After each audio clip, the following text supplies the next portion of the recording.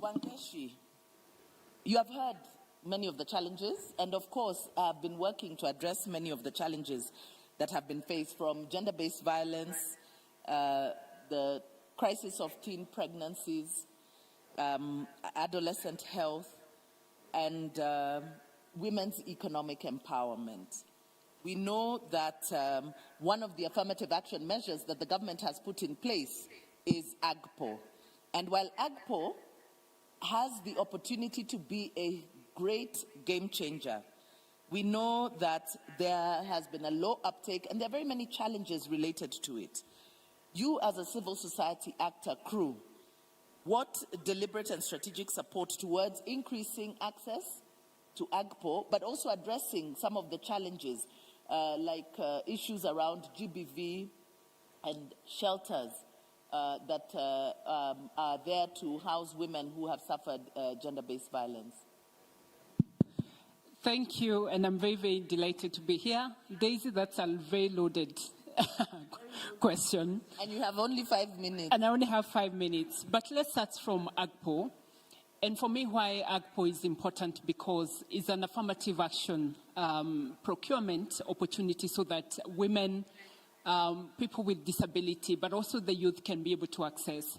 But when you look at, data is the one that really tells us what is happening. When you look at the uptake by women is 8.8%, for the youth is 7%, for people with disability is 1.2%. What does that tell you? That's about 17%. And if you're talking about 30% and we are just above average, then there are issues there.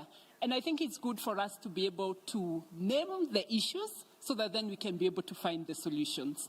And allow me to reflect on some of the challenges. One of them is around the complex business compliance. We are talking about tax. We are talking about registration. We are talking about the application process. That's already a barrier for women, youth, and people with disability to be able to access that. In the last panel, they talked about corruption. And corruption is manifested in 3 ways. One is that there is constant, the people issuing these tenders are looking for kickbacks, or they are looking for the proportion of the money that is being given for these tenders.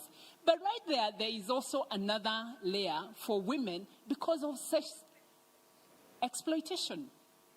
I don't think we even have, do you have a county with a with safeguarding policy? Maybe at the show of hand in the counties in the room, because we are all 47 counties, are there safeguarding policy around issues of sexual harassment?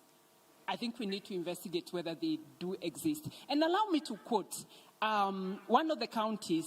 One of the women told us, the procurement agents, mostly men, usually say, use what you have so that you get what you want. That statement is loaded, because right there is around issues of power, is around, because one person has the power to give this tender, and the other person is coming from a place of disempowerment, and therefore they have to use what they have. What do they have? They have zero. The only thing they have is their body. And really a shame that is happening in our modern day. And then when you look at what kind of business are women and young women and people with disability doing in terms of this tender, it's the lowest of the values. They clean, they supply tea, they supply stationery. Vitu za chini, when you've eaten bread and nakumebaki crumbs, that's what they take. What does that tell you? That the kind of businesses that they are doing, they make very small margin. Never mind that even when they have that tender, to go and get financial support to be able to, they can work with their tender LPO to a bank and say, I've come with my LPO and I'm looking for financing. First and foremost, the bank classified them as they are not bankable. They have no credit history. They haven't been able to do business. So how are they ever going to access credit then to be able to supply? And then the final one here is around the amount of time that takes to be paid. It takes 1 year, it takes 2 years, it takes 3 years. Why? I already did the business, just pay me. And right there, also issues of sexual exploitation do happen. So there are many issues and they could go on and on. But what is it that we are doing as an organization? One, we are getting out there to tell women, yes, AGPO exists, but also helping them to navigate all these challenges, including, for example, compliance, because compliance keep coming all the time. And then one other thing that we're doing is to get even into the radio spaces at the community level so that we can be able to talk about the existing of these opportunities. Also very, very important is that we have an open governance partnership where we are looking how do we advocate more so that this process is transparent, this process is fair, and is also accountable. Because when the tender is put out there, how many women get to know? You must be close to power to be able to understand that it does exist. So there is work that needs to be done out there so that more women can be able to access. And then around financial inclusion, and allow me to share a model that we have done, working very closely with 3 partners, supported with MasterCard Foundation, and working with Roots Kenya, but also the Center for Gender and Development. We developed a model because even within the women, there is also another challenges of violence against women and girls. If a woman who is freeing from a home that is violent, she has no title deed, she has nothing she's putting into her name. So we created what we call Jasiri. And Jasiri is a Swahili name that means bold, meaning we must be able to do things that are audacious. 10 years, we can only be talking about audacious things. And we set this fund to be able to work with women who are survivors of violence.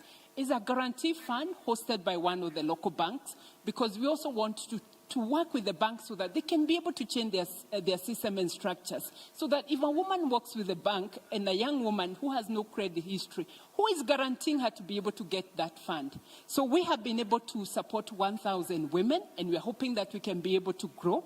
And the women can be able then to access a fund so that they can be able to run their business.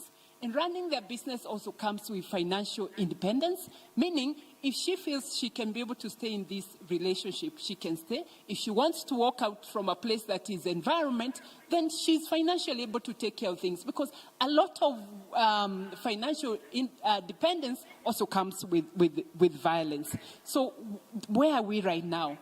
As we do, they take the money. I think Governor Wanga here closely, she said, don't just give the money. It must be accompanied with business development skills so that then the women can thrive. Because if we don't do that, then we'll be setting them for failure. We are now looking to scale up this work, and we are hoping to come to more counties. We are going to be in 16 counties so that we can be able to work with more women and really be able to challenge so that the women can be able to thrive. Daisy, around county, we have an opportunity there.